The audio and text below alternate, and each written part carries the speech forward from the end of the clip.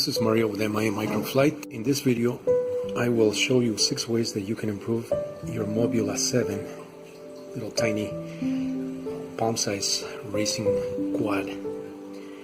Here's my Mobula 7, and I'll begin with some of the more important ones here.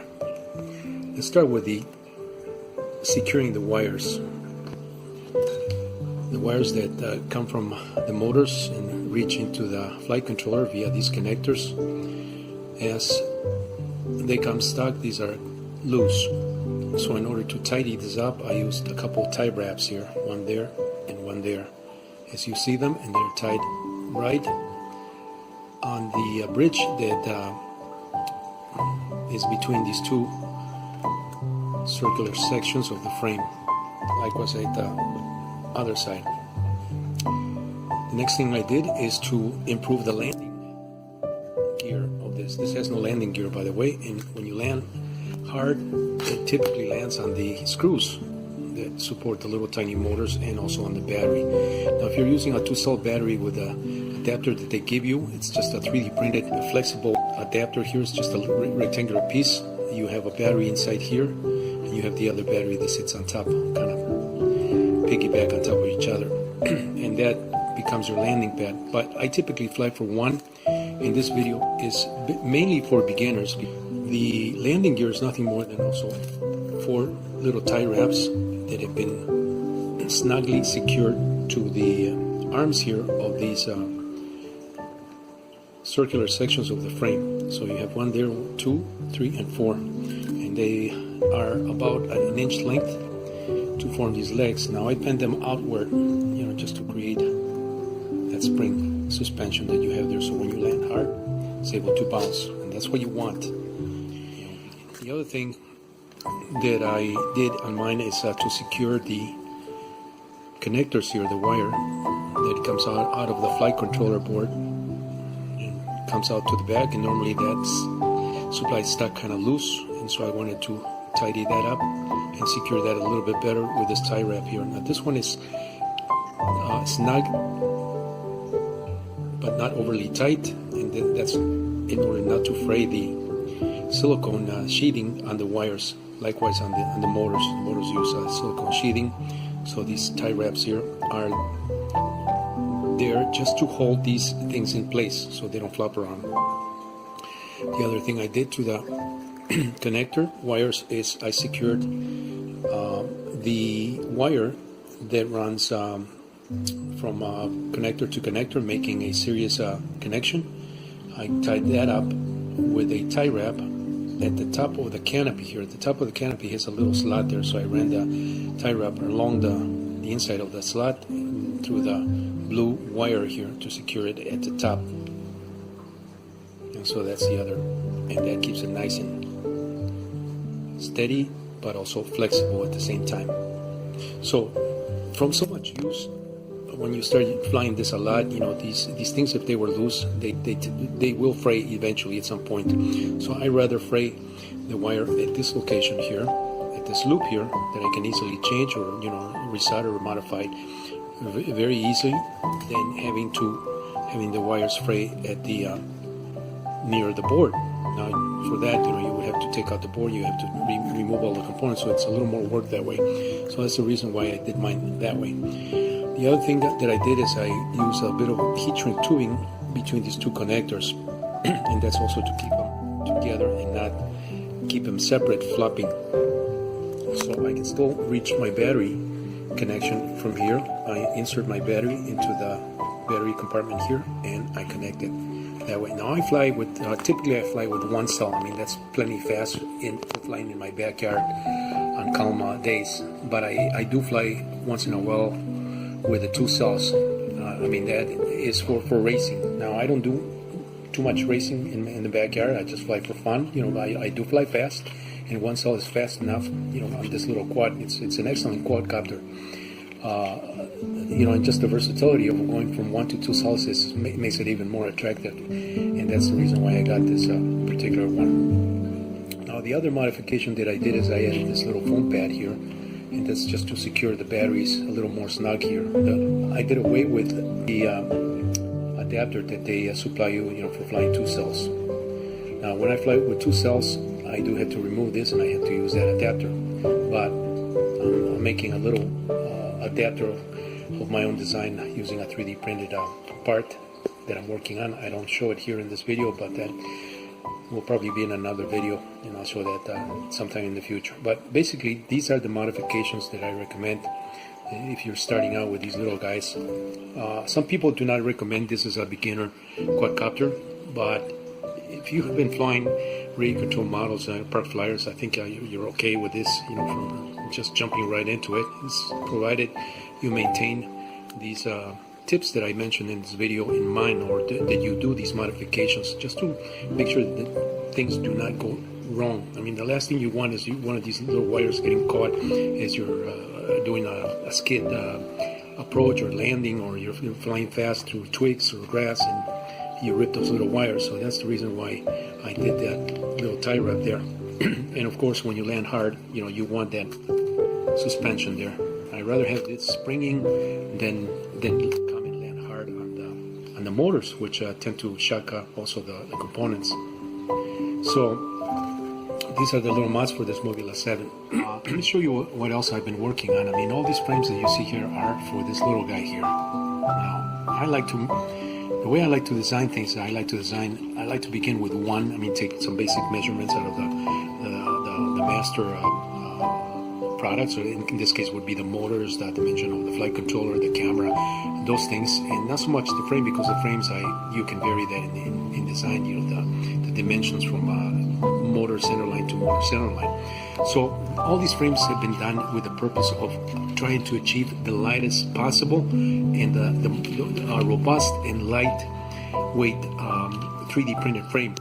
And I was able to achieve that on this one right here. This is almost my my 5th iteration. Normally it takes me 3 times before I finalize the 3rd one. Is typically the final one. But on this one, I kept tweaking it a little bit better because I wanted to minimize as much as possible without taking too much away from the robustness of the airframe. So this is my frame, my latest frame here. Now I also did this frame because I wanted to embed the CADX. This is the one that comes with the DVR. You can record. So this camera is, as you see it here, it's just a camera with the digital video recorder. You can record, and there's a slot there for the little memory card. It's got a little button on this side here, underneath here. You can barely see it, but it's there. It's a little tiny little dot there.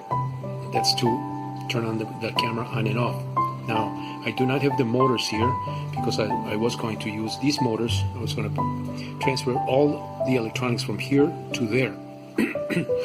But I also need a VTX because this one comes with a camera that's all-in-one with the VTX, so I would have to remove the VTX from the camera, and I don't want to do that. So I'm waiting for another one of these guys that I can just take the electronics and fit it here. Now, this is one option of going with what they call a cinematography, a whoop, and people are using these cameras because they're high-definition cameras. Now, some people are really going the distance and putting GoPro, 4K cameras, which are, I think that's overkill when you have to, even if you have to remove all the plastic, all the casing of the camera. I mean, it's just too much. I mean, these little guys, from a logical standpoint, you can't go too big, you can't go too crazy here. So there's only so much that you can do, and I think this camera would be the limit to this particular size. Now, this one, I did make it a little bit larger than this one. This one is 75 millimeters from motor to motor on a diagonal measurement, and this one came out to 95 millimeters, which is not very much in terms of size, but you can see that there's plenty of room here for the camera, and that was my main concern. I don't like having the cameras on top like these guys are done. Most of the little ones, the really tiny ones, even the 65 millimeter ones, I mean, the only way that you can get that camera is by compressing all these motors closer together to the center of the airframe, and then mount the camera on top and all the electronics on top. So it starts getting, a little too high for my taste. I mean, I like things very streamlined, and as you can see here, this frame was designed to be very, very streamlined. Look how streamlined that thing is. Okay, so all this is missing is just the electronics, and this is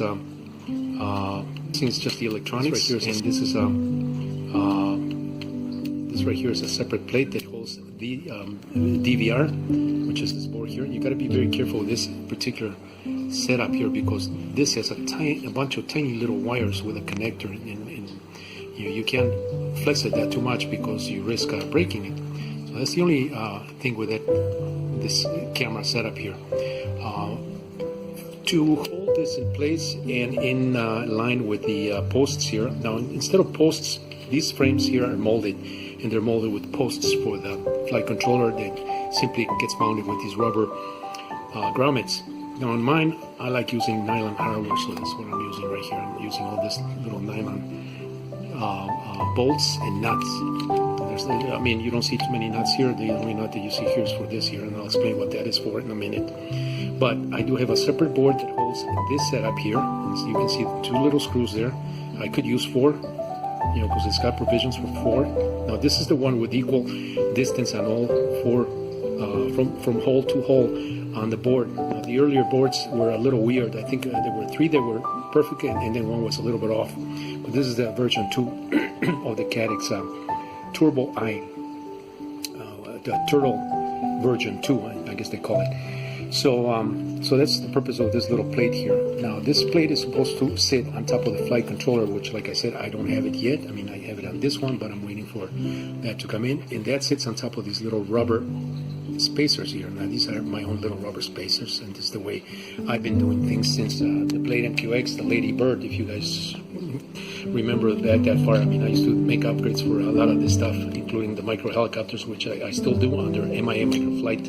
So if you don't know me, I mean, this is where I'm coming from. Just look at my website, look at my YouTube channel, subscribe to it if you will, please, and you can see all the cool stuff that I've done, way before these things came onto the scene. So this is nothing new to me. Making frames is real easy for me. It's just a matter of dialing in on the amount of material, the plastic, and how I need to achieve that in order to obtain a very robust frame that's going to perform well, and it's going to hold up to abuse. Now you can see here I'm pressing here. I'm putting a little bit of pressure here.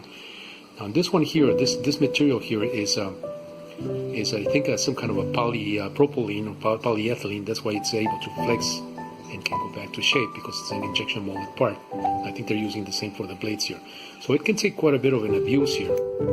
You can crash this, and you're probably not going to break this frame. This one here, it is PLA, which is it's good material for doing lightweight things of this nature. I mean, I could have used some other materials, more exotic materials, but this is what I had, and I wanted to make sure that I did this in PLA first, and then I can 3D print almost on any other material. But this came out at about, I think the total weight is 12 grams on this frame. This frame right here is about 7 grams. If you just remove all the components and you just weight the frame. So 7 grams versus 4 grams, I'm about 4 grams additional on this frame, and there's just no way that I can minimize this any further. I mean, I could make these ducts a little bit thinner. They are about 1 millimeter in thickness. I mean, I could go 2.65, which is what I did eventually, from going from frame to frame on the in these areas right here that you see here. These T's right here are 0.65 millimeters. I mean, I could have gone down to 0.5 even, but I didn't want to go too thin because I don't want to risk the structural integrity of the framework here that supports these ducts. The other thing I did here is I added this little plate. This is a very thin plate. This is, I think, about 4,000 or 0.4 rather millimeters in thickness. And this plate right here is to protect the wires for the Cadix camera here. You can see those wires that kind of bend underneath. The way this camera sits, the wires come from underneath and wrap onto and plug into the board. So if you're flying and you happen to land hard, or if you happen to grab a twig or something, I don't want those wires getting caught. So that's the purpose of this protection here. You can see it's well protected. But the only protection that I don't have here, and it's because I was being very cautious about weight consideration, is I typically like my cameras to be fully protected, cameras and motors. I mean, on all my quads that I've done in the past, all my original designs, I mean, I fully protect the camera. In fact, the cameras, I kind of mount them a little further back. But on a larger quad, you can get away with that and still remain with a very low profile. However, on these it's very tricky because you only have so much room to play with. But that's where it's at right now, and I kind of like it. Let me grab one of my canopies here. Now this is a 3D printed canopy that failed on me because I was trying to print on a weird angle. So my canopy is going to be sort of like that, and it'll be a nice canopy. Of course, it won't be a failed part because I'll make sure that it doesn't fail this time. This is just a quick mock-up for test purposes, and it'll have kind of an aerodynamic style to it, so it'll sit like that. If we see it from the front, it's very low profile again. So that'll be my canopy. So I need to finish that. But right now, I'm just mainly concerned with the not so much concerned, but I'm just waiting for the electronics. The same thing from this Mobula 7 is going to be installed on this one here. Now, for cinematic micro drones, I have some other alternatives also to use this particular camera. Same setup here. So I'll show that in my next video. So stay tuned for that. I think it's going to be really cool what I'm going to show, and it's going to be a lot more versatile, and it's going to be a lot lighter in terms of power to size ratio. I mean, we're really pushing the limits with these little guys here. It's because we're trying to put too much on these little guys. We're asking these little guys to do a lot. I mean, with that camera, it's fine. I mean, this flies awesome on one cell, and that's my goal, is to fly these things on one cell.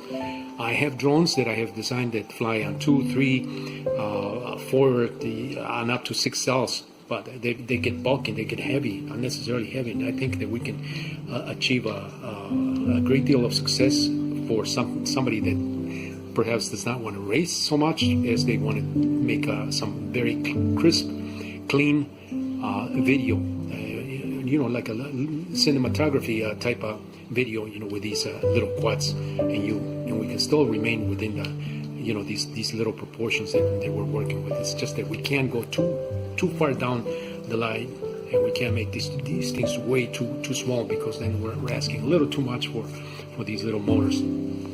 So that's what I'm working on next, and I just wanted to show the stuff that's right here. This is how I work. My mind typically works in sets of things, and it's just how I juggle things, and I've been doing that for many years. So it's very to whip one of these things is no big deal for me. Now on this one here, I did create these little curves here, and that was just to remove some of the material. I did not want to remove totally the duct work. I mean, I wanted to have a little bit of duct work here because these propellers do work better with ducting. I mean, these are ducted fans, sort of setups here, and likewise with this one. But I didn't want to remove totally the duct work, but I did want to minimize some of the weight. So this was my solution, is to remove these sections here, these curved sections, just to remove that from the ducts. I think it'll still work just fine.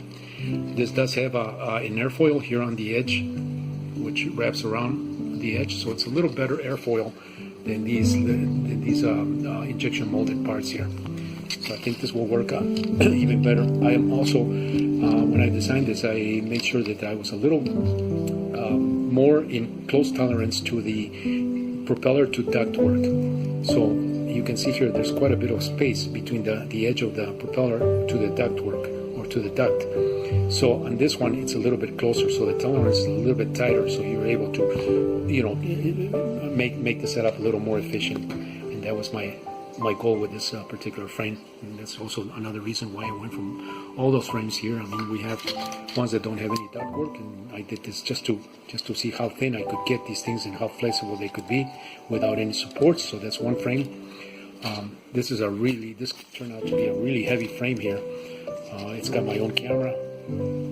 It's got the you can see it's a hinge camera. I mean, the camera of the Mobile 7 will fit in here, and it's got a also a connector port here, or a connector block here to retain the connectors, because I didn't want to have to be pulling the connector so hard that I might rip the connector away from the flight controller board. So that's the reason why I did that. It also has a little socket here for the beeper, and you know, it's a much beefier frame, but of course it came out a little too heavy. I think this one, between the two plates here, there's two sections, plus it takes a long time to print. It was I think this came out like I don't know, maybe 17 grams, as you see it here. So it's quite heavy. This one is 12 grams, you know, but of course it's a lot lighter than that. I'm not using two plates here. This is one single plate, and that's the other reason that I did this one, is just to keep it as a single print in one piece unit. And you really don't need to print it in two pieces. I mean, one of the first ones that I did was kind of similar to the Mobile 7 that has the raised motor, or the lowered motor plates, and you can see how that goes on an angle. You know, so this was one of the first ones. This also came out at about 12 grams, the way you see it here. And I printed this on very, very low density. That's why you see a lot of cross-hatching here of the materials. So it's very lightweight, and I also printed this, I think, with 10% infill. So it started separating in some areas. It was a little too thin. I think my heating was not properly set on this one, but this was just to see how this would come out, and weight-wise, you know, what weight I could target my final frames. So it's good as a reference. There's another one. Same thing as the other one that I showed, you know, with this circular protectors, not so much ducts. Same thing here. This is actually, this does have ducting, I think. No, this is just a circular protector. Here's another one that I did with the camera mounted on top. This one also has an airfoil. And this one also came out, I think this one was 14 grams with a little camera here mounted on top, and it's hinged. So, and I slide it here because my board was a little tight here. I went a little too tight here. So this is almost the same size as the original Mobile 7. But like I said, I don't like the cameras mounted on top like that because it gets a little bulky, as you can see it from the side. So I prefer this setup here. Everything will be more compact. Now at the bottom here, the only thing that's missing is the battery strap, and that's the reason for these 4 points here, in addition to the screws here. I'm waiting for my camera to focus. So I can put a strap here, and I can put another strap here. And these straps I have to make for the type of battery. Now I'm not sure if I'm going to be using the same batteries here, or I'm just going to go with one single 450 milliamp cell. I mean, I can also go with two cells here. And just because we are adding a little more weight here, and we need to have a little more power here. Now I could also increase the propeller size, because these little motors can indeed take larger propellers, provided that we minimize the pitch on the propellers, so they can go a little bit higher. So you know, we're not restricted by that detail there. So I could go a little bit larger here, but I want to see how this turns out, you know, the way it's designed with the same type of electronics and propellers. So we'll have to find out when those things come in. I should be getting those in a few days, but the frame is ready, and it's just a matter of installing the electronics. So I decided to add this top protection, or roll cage, if you will, and that protects the camera at the front, sides, top, and it's also sort of a canopy for the electronics. It's not fully enclosed, and that was to just keep the weight down low. Connections at the back via this section here. These are just propellers here, temporarily sitting inside the ducts. until I get the electronics, as I mentioned earlier in this video. The section at the back here, I forgot to mention that in my first portion of the video, is that this area here is to clamp both connectors. Those are the PH 2.0, I think, type connectors. The ones that are part of the batteries that come with the Mobile 7.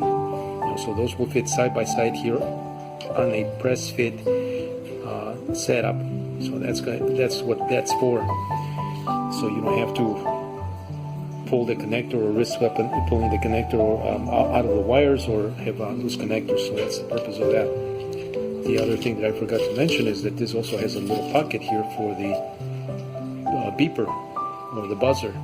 That's part of the flight controller. I don't have the flight controller, as I mentioned earlier. I'm waiting for those parts so that I can fit them onto this frame here.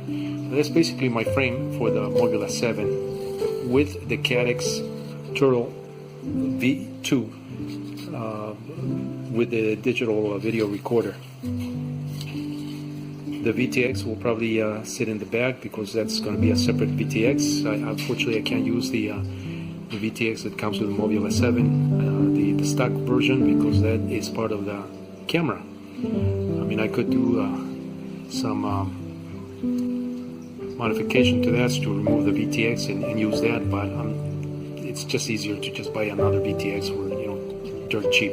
So the VTX that I'll be using will sit at the back here on top, and it'll go stacked.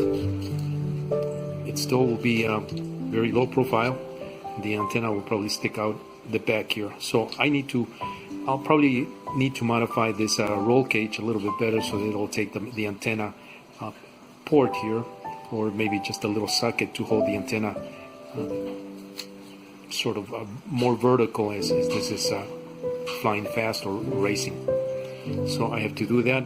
I haven't done that. This is just a quick sort of my first mock-up for the roll cage to fit this frame. The frame is done.